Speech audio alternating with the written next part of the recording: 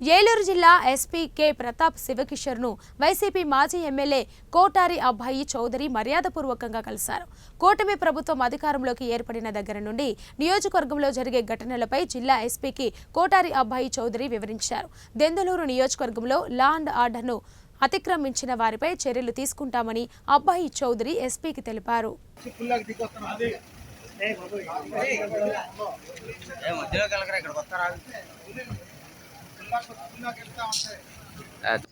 ఏలూరు జిల్లాకి నూతనంగా వచ్చిన ఎస్పీ గారిని కలవడం జరిగింది. వారికి జిల్లాలో వచ్చేటువంటి వారిని కలిసి నియోజకవర్గంలో ఉన్నటువంటి పరిస్థితులు, దెందులూరు నియోజకవర్గంలో ఏ విధంగా పరిస్థితులు ఉన్నాయి ఏంటి అనేది వారికి వివరించడం జరిగింది. తప్పకుండా law will take its own course. డెఫినెట్గా అన్ని విధాలా కూడా ఎక్కడా కూడా ఎటువంటి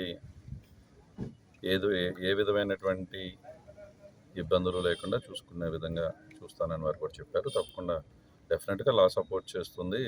ఎవరు ఎక్కడ గొడవలు పడకుండా ఎటువంటిది లేకుండా మేము లా అండ్ ఆర్డర్కి మేము పూర్తిగా సపోర్ట్ చేస్తాం. నేనే కాదు, మా పార్టీ కానీ మా కార్యకర్తలు గారు అందరం కూడా సపోర్ట్గా ఉంటాం. డెఫినెట్గా మేము కూడా లా అండ్ ఆర్డర్కి సహకరిస్తాము, పోలీస్ వారికి సహకరిస్తాము. ఎటువంటి సంఘటనలు జరగకుండా ఉండడానికి మా వంతు కృషి మేము చేస్తాం. మా సైడ్ నుంచి కూడా ఎప్పుడు కూడా వారికి ఎట్టి పరిస్థితుల్లో కూడా అన్ని విధాలు కూడా వాళ్ళకి అండగా ఉంటామని వారికి తెలియజేయండి. సార్ మీరు గృహం వద్ద రాత్రి నుంచి కూడా కొంతమంది వ్యక్తులు చూసి కొంచెం అల్లరి సృష్టిస్తున్నారని చెప్పి అంటే ఏదో ఇష్యూ మీద ఏదో ఇంటి మీదకి రావాలని, కానీ అబ్సల్యూట్లీ ఇప్పుడు ఏం జరగలేదు కదా, ఇన్సిడెంట్స్ ఏం లేవు. డెఫినెట్గా ఏదో ఇంటి దగ్గర అది జనరల్గా పొలిటికల్గా వచ్చేసరికి ఏదో ఒక విధంగా అట్మాస్ఫియర్ని స్పాయిల్ చేయాలనేటువంటి ప్రయత్నాలు జరుగుతూ ఉంటాయి. డెఫినెట్గా దెందులూరు నియోజకవర్గంలో పీస్ఫుల్ అట్మాస్ఫియర్ ఉండాలనేటువంటి కోరుకునేటువంటి వ్యక్తులు. గత 5 సంవత్సరాలు కూడా పీస్ఫుల్ అట్మాస్ఫియర్ ఉంది.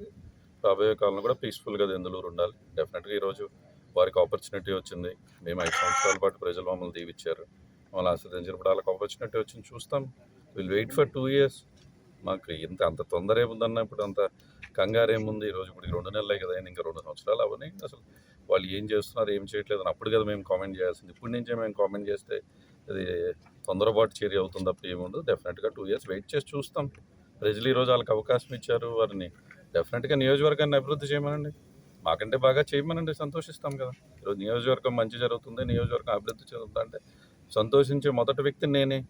డెఫినెట్గా ఈరోజు దానికి అవకాశం వచ్చింది. ప్రభాకర్ కూడా అదే చెప్తూ ఉన్నా, నీకు చక్కటి అవకాశం వచ్చింది, ప్రజలు మళ్ళీ ఆస్వాదించారు, చక్కగా నియోజకవర్గాన్ని అభివృద్ధి చేయండి. ఎవరు కాదంటూ ఉన్నారు? ఈరోజు పోటీ పెట్టి మేము గతంలో మీరు చేసిన దానికంటే, మేము మొన్న చేసిన దానికంటే ఇంకా బాగా అభివృద్ధి చేయండి.